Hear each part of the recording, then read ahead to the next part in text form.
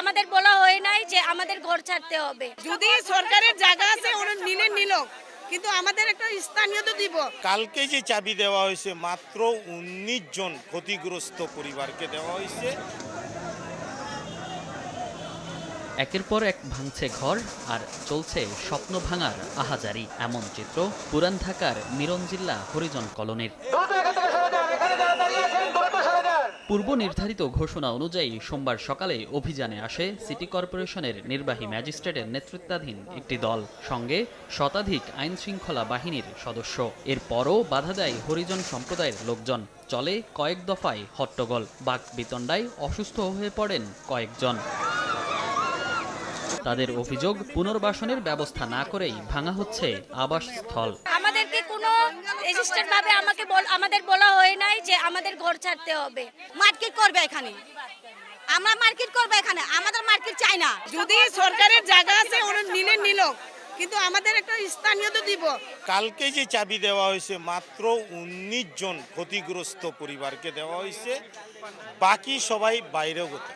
এই যে 60টি পরিবারকে যে ঘর দেওয়া হয়েছে, একটা বার হরিজন সেবক সমিতির সাথে কথা বলে নেই যে আপনারা কারা কারা ক্ষতিগ্রস্ত হয়েছেন। তো এই তালিকাটা যদি যেত তাহলে আমরা পারতাম। যদিও উচ্ছেদ বলতে অস্বীকৃতি জানিয়ে ভিন্ন সুর সিটি কর্পোরেশনের। ম্যাজিস্ট্রেটের দাবি, বারবার নোটিশ দেওয়া হয়েছে, পুরো কার্যক্রমকে উচ্ছেদ নয় স্থানান্তর দাবি করেন তিনি। আর কাউন্সিলর বলছেন পুনর্বাসনের সব ধরনের ব্যবস্থাই করা হয়েছে।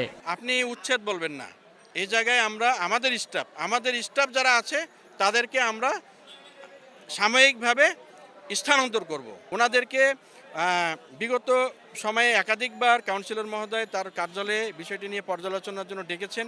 যারা আমাদের স্টাফ, তাদের বিষয়ে মাননীয় মেয়র মহোদয়ের সর্বোচ্চ প্রচেষ্টা রয়েছে তাদের জন্য কোনো অসুবিধা না হয়। গতকালকে 3টা বিল্ডিং ওদেরকে হস্তান্তর করা হয়েছে এবং 66টি ফ্ল্যাট ওদের হাতে, ফ্ল্যাটের কাগজ এবং চাবি হস্তান্তর করা হয়েছে। ওখানে 120টা পরিবার থাকতে পারবে, এখানে আছে 220টা পরিবার।